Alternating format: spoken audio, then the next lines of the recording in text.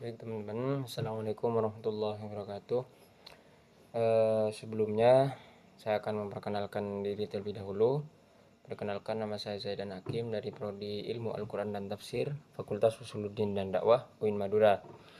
Teman-teman, pada kesempatan kali ini saya akan mempresentasikan sebuah PPT yang telah saya buat dengan judul Sejarah Penerjemahan Al-Quran.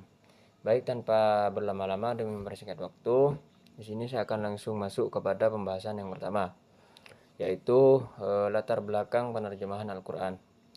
Mengapa Al-Quran itu diterjemahkan, teman-teman?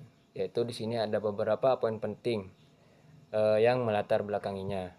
Yang pertama yaitu Al-Quran itu adalah mukjizat dalam bahasa Arab, tetapi Islam itu menyebar ke berbagai wilayah dengan bahasa yang berbeda-beda. Yang kedua yaitu penerjemahan menjadi kebutuhan untuk pemahaman dan pengalaman ajaran Al-Quran bagi umat Islam di seluruh dunia. Yang ketiga yaitu ada perdebatan ulama tentang penerjemahan Al-Quran itu sendiri, karena kekhawatiran akan kehilangan makna aslinya, yaitu makna Al-Quran tadi. Yang terakhir yaitu kita ini juga perlu melihat keterlibatan orientalis dan kepentingan mereka dalam penerjemahan ini. Awalnya penerjemahan ini dilarang untuk menjaga keaslian dan kesucian Al-Quran. Namun ekspansi Islam ke wilayah non-Arab memunculkan kebutuhan mendesak. Pendekatan awalnya adalah mengajarkan bahasa Arab atau ta'rif dan menerjemahkan makna secara lisan. Penerjemahan pertama itu tercatat adalah terjemahan Persial ke dalam bahasa Persia pada masa ke-10 Masehi. Salman Al-Farisi menerjemahkan surat Al-Fatihah ke dalam bahasa Persia. Itu yang selanjutnya, perkembangan tafsir, baik tafsir bil ma'thur maupun tafsir bil ra'yi, menjadi jembatan pemahaman Al-Quran. Beberapa mufassir terkenal antara lain Ibnu Abbas, Ibnu Katsir, dan At-Tabari.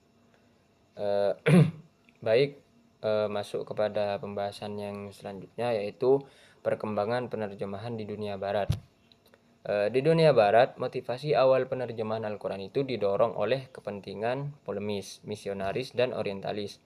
Terjemahan pertama dilakukan oleh Robert of Keton pada tahun 1143 Masehi dengan judul yang tendensius.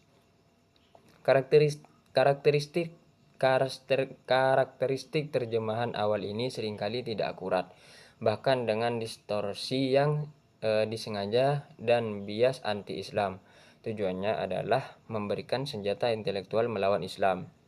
Namun pada periode ini, Renaissance dan pencerahan pendekatan menjadi lebih akademis, meski masih ada prasangka.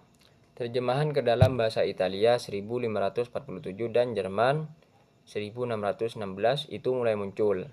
Nah, pada abad ke-18 dan 19 dengan munculnya orientalisme, kita melihat terjemahan yang lebih akurat seperti karyanya George Sale 1734 dalam bahasa Inggris, yaitu Ludovico Maraci 1698 juga menghasilkan terjemahan Latin dengan tafsir ekstensif. Baru pada abad ke-20 terjemahan oleh muslim mulai muncul seperti karya Muhammad Marmaduke Pickthall 1930.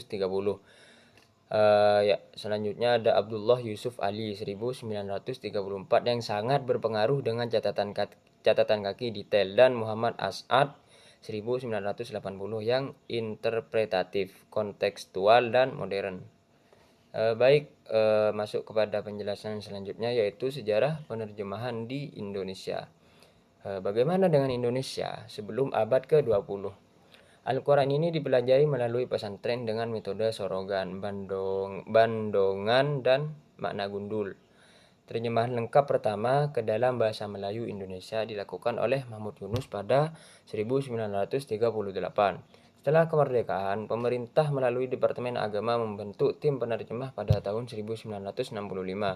Hasilnya, Al-Quran ini dan terjemahannya menjadi standar nasional.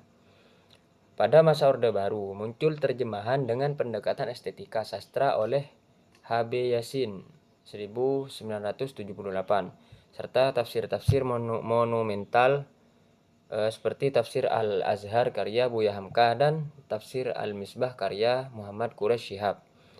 Pada era reformasi, ini membawa kebebasan pers dan akademik, sehingga muncul terjemahan dengan perspektif gender dan feminisme Islam.